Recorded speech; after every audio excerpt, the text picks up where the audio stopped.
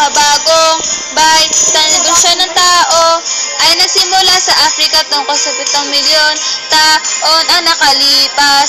Paleolithic ay nangulang Old Stone Age at nagsimula sa unang paggamit. Ang Paleolithic ay pinakamaagang panahon ng bato.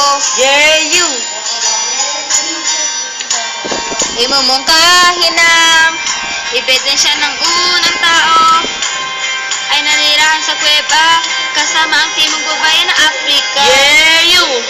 Ang rehiyon na ito ay binigay ng sapat na supply ng pagkain, pati na rin sa mainit na klima.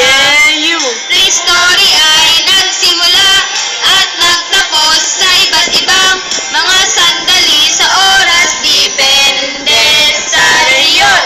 Naniwala ang sertipiko na pinakabagong evolusyon ng tao ay nagsimula sa Africa tungkol sa 7 milyon taon ang nakalipas. Ang Mesolithic o Middle Age Stone ay isang panahon sa pagpauna ng teknolohiya ng tao sa pagitan ng Paleolithic at Paleolithic na panahon ng bato.